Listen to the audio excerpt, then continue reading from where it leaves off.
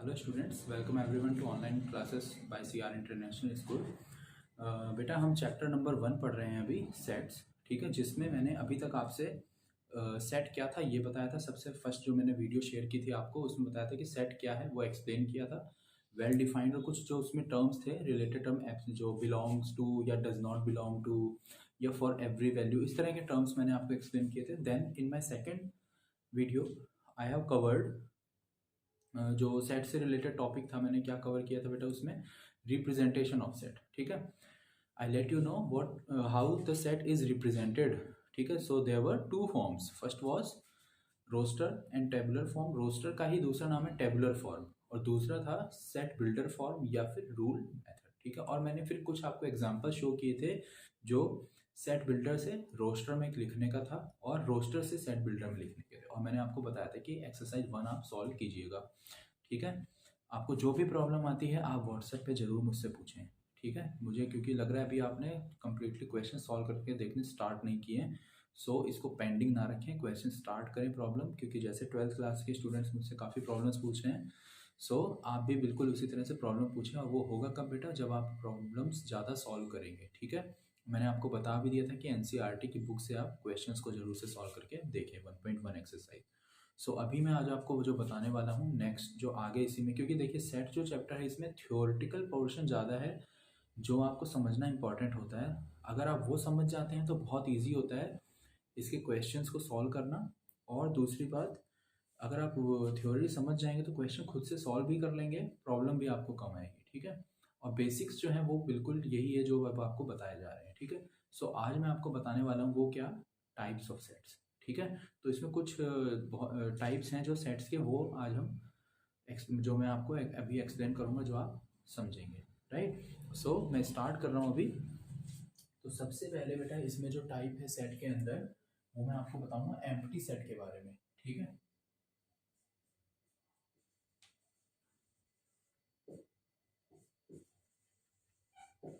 इसके 2-3 नाम होते हैं, एम्प्टी सेट या फिर वॉइड सेट या फिर नल सेट।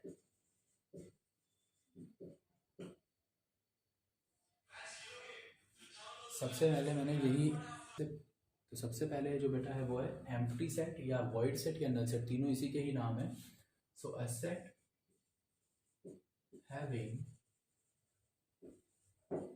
No element. ठीक है, रिप्रेजेंटेड बाय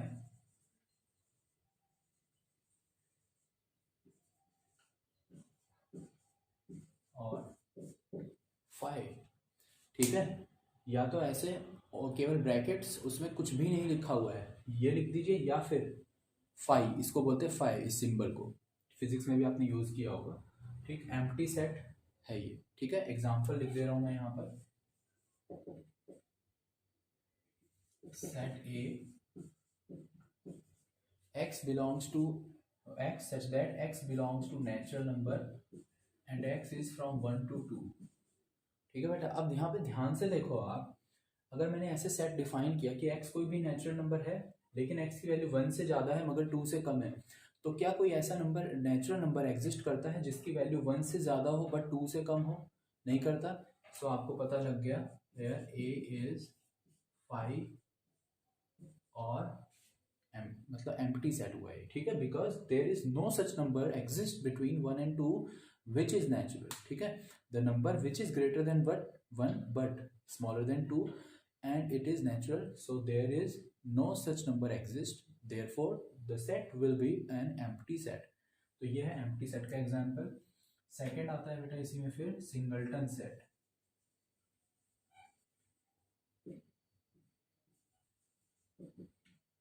तो नाम से ही आपको क्लियर हो रहा होगा, एम्प्टी मतलब खाली था, वो कुछ भी नहीं था। सिंगलटन, सिंगलटन का मतलब होता है वन, सिंगल मतलब वन। इसमें क्या होगा फिर, set having only one element, एक ऐसा सेट जिसमें केवल एक ही एलिमेंट हो। ठीक है, ओनली वन एलिमेंट। एग्जांपल की अगर मैं बात करूं तो इस तरह से लिख दिया, देखिए ब्रैकेट के अंदर अब मैंने 5 लिख दिया है, क्योंकि ये बहुत कंफ्यूज हो जाते हैं बच्चे, ब्रैकेट में 5 लिख देते हैं, सोचते हैं एम्प्टी सेट। नो, अगर ब्रैकेट में आपने कुछ भी मेंशन कर दिया है, कुछ भी, देन, और वो केवल एक ही एलिमेंट लिखा हुआ है, so it will be treated as an element of the set. ठीक है, it will no longer be an empty set now, because the symbol phi is representing an element of this set. Therefore, this set is a type of singleton set. Roster form में तो ये हो गया। Set builder में भी एक example लिख दे रहा हूँ मैं, जैसे x such that x belongs to natural number and x greater than 1 but less than 3। तो आप देख के बताइए क्या ये सिंगलटन होगा? बिल्कुल होगा, क्योंकि 1 से ज़्यादा मगर 3 से कम, तो 2 है ऐसा नंबर हमारे पास। तो इस तरह के बहुत सारे एग्जांपल्स हो सकते हैं एक्सेट्रा। ठीक है, तो सिंगलटन सेट होता है ये। Then comes finite set.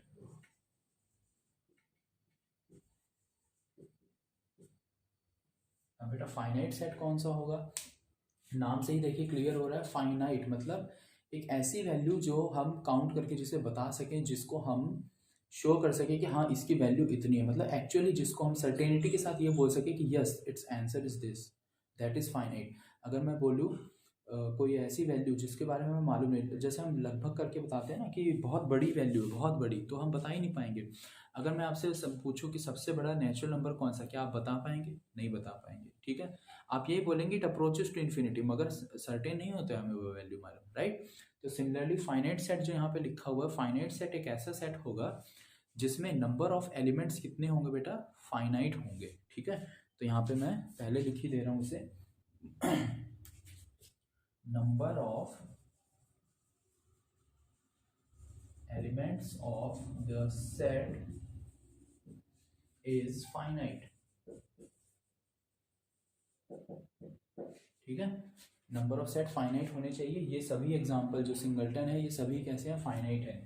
Example के लिए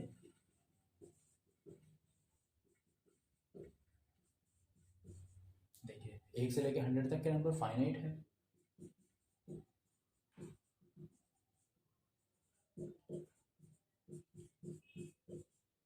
ये भी फाइनाइट है, नेचुरल नंबर मगर 1000 से छोटे हैं। ठीक है, तो ये सभी फाइनाइट के एग्जांपल हुए। देन कम्स फाइनाइट के बाद नेक्स्ट क्या होगा? बिल्कुल सही सोच रहे हैं आप, infinite.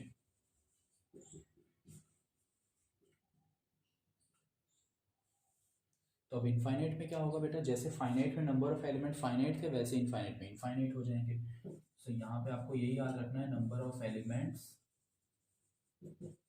Of the set is infinite. ठीक है, नंबर ऑफ एलिमेंट कितने होंगे बेटा? इनफाइनाइट होंगे। एग्जाम्पल क्या है? बहुत सारे एग्जाम्पल हैं इसके।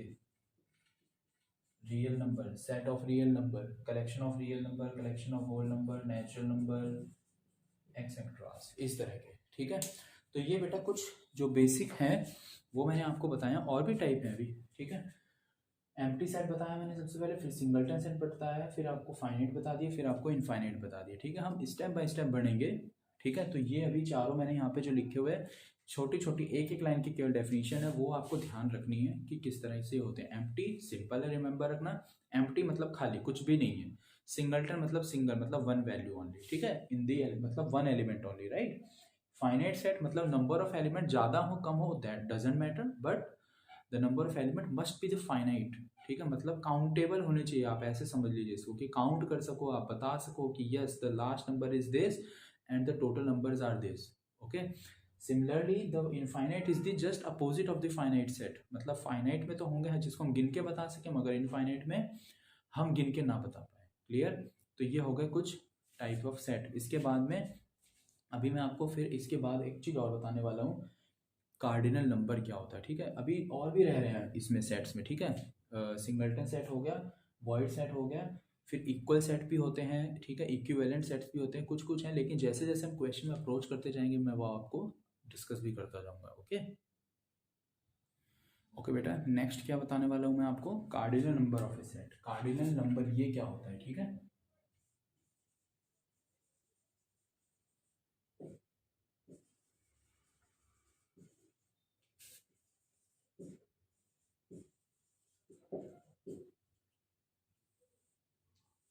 क्या लिखा है मैंने, cardinal number of A set, मतलब इसको हम बोलते हैं द नंबर ऑफ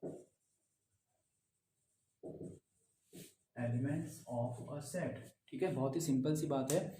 अगर किसी एलिमेंट में, किसी सेट में जितने भी एलिमेंट हो उनको हम गिन के बताएं, जो भी वो आंसर आएगा वो रिप्रेजेंट करेगा कार्डिनल नंबर को। ठीक है, for set A, for a set A, n A is the cardinal number और number of elements of set A. Okay, इसको हम रिप्रेजेंट करते हैं। एग्जांपल के लिए अगर मैंने यहाँ लिख दिया सेट ए, तो बेटा एन ए कितना हो जाएगा 100, because there are 100 elements. Okay, तो किसी भी फाइनाइट सेट की, अगर मैं केवल फाइनाइट सेट की बात कर रहा हूँ, ठीक है, फॉर एनी फाइनाइट सेट ए, यहाँ पे आप of a finite set, because अगर इनफाइनाइट सेट हुआ बेटा तो कार्डिनल नंबर इनफाइनाइट हो जाएगा। और आपको मैंने जब रियल नंबर्स वगैरह ये सब बताए थे क्लास में, तो आपको पहले ही बताया था कि नंबर्स लाइन पे रिप्रेजेंट जरूर होने चाहिए, जबकि इन्फिनिटी ऐसा नंबर जो रिप्रेजेंट नहीं हो सकता। ठीक है, तो वो फिर डिफाइंड नहीं होता है, और नॉट डिफाइंड वालों को हम कंसिडर नहीं करके चलेंगे। करेक्ट, ठीक है, तो इसीलिए फाइनाइट सेट के लिए कार्डिनल नंबर्स को हम रिप्रेजेंट करते हैं। Okay, then comes equal sets, next जो है। इक्वल सेट क्या होते हैं वो ध्यान रखना है अब हमें। ठीक है बेटा, इक्वल सेट्स क्या होते हैं, टू सेट्स हैविंग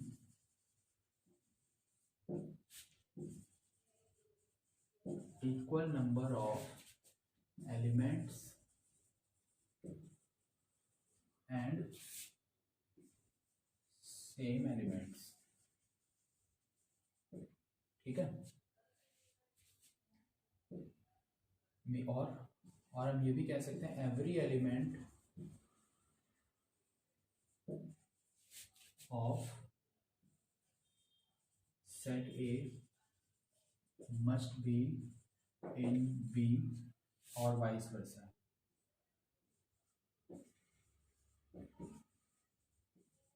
ठीक है, मतलब कार्डिनल नंबर भी सेम होना चाहिए। मीन्स अगर मैंने एग्जांपल के लिए लिखा ए 1 2 3 और बी लिख दिया बेटा 3 2 1, तो देखो दोनों में 3 एलिमेंट है, कार्डिनल नंबर इक्वल है, इनके नंबर ऑफ एलिमेंट इक्वल है और सेम भी है, तो A and B are equal. So we can write set A is equals to set B. Why? Because both the sets are having same number of elements and all equal elements. ठीक है, दोनों के ही element क्योंकि बराबर हैं इसलिए, तो ये होते हैं इक्वल सेट।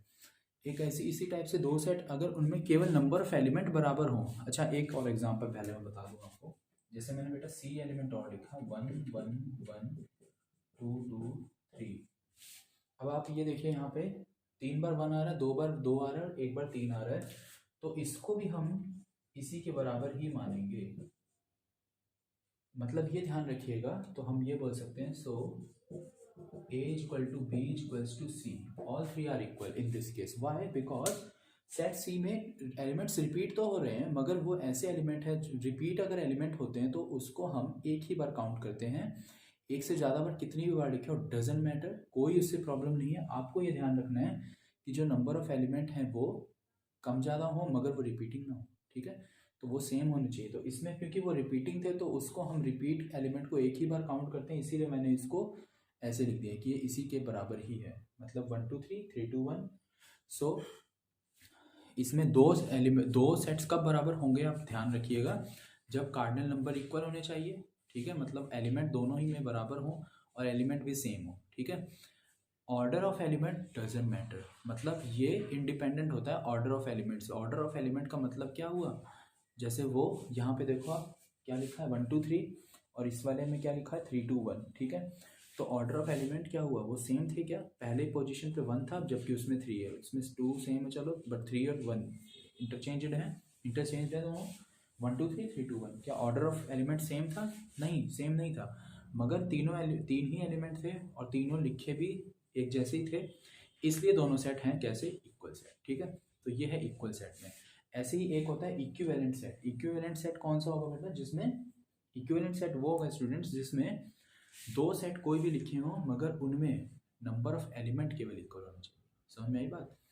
मतलब 1 2 3 सेट ए, सेट बी में 1 2 3 नहीं है, 5 6 7 है। एक दो एलिमेंट सेम हो कोई फर्क नहीं, मगर सारे के सारे सेम नहीं होने चाहिए, मगर element number of element same होने चाहिए। ठीक है, तो ऐसे सेट जो होते हैं वो इक्विवेलेंट सेट्स होते हैं। ठीक है, तो इस तरह से हो गए ये जो आज मैंने आपको बताए हैं इक्वल सेट्स, और जो रहेंगे वो मैं नेक्स्ट वीडियो में कवर करूँगा। ठीक है, तो आप इस वीडियो को देखेंगे, समझ में आ जाएंगी सारी चीज़ें, और फिर एक्सरसाइज जो आपकी गिवन है नेक्स्ट 1.2 वो जरूर से सॉल्व करके देखिएगा। ठीक है, कोई भी प्रॉब्लम आती है तो आपको, क्योंकि आप अपनी क्लास जो आपकी स्कूल की ऐप है उसमें आप देखेंगे, वहाँ पे आपको टाइम टेबल भी शेयर किया गया है, और बेटा उन टाइम टेबल में जो टीचर आप को पढ़ा रहे हैं उन सभी के कॉन्टैक्ट नंबर्स भी गिवन है। ठीक है, और सभी टीचर्स आई थिंक व्हाट्सएप पे भी अवेलेबल हैं। So if you face any problem, so आप व्हाट्सएप के थ्रू मुझे पूछ सकते हैं, और जल्दी ही आपकी लाइव क्लासेस का भी पूरा जो स्केड्यूल है वो डिज़ाइन किया जा रहा है। जैसे ही वो रेडी हो जाएगा देन आपकी लाइव क्लासेस भी स्टार्ट होंगी, सो दैट आपको जो भी प्रॉब्लम आए आप ऑन द स्पॉट भी पूछ सकें। ठीक है, सो ये वीडियो ज़रूर देखें, जब तक लाइव क्लासेस नहीं होती तब तक वीडियो ज़रूर देखें, जो भी प्रॉब्लम आती है उन्हें ज़रूर पूछें। ठीक है, और घर पे ही रहें, सेफ रहें। Thank you very much.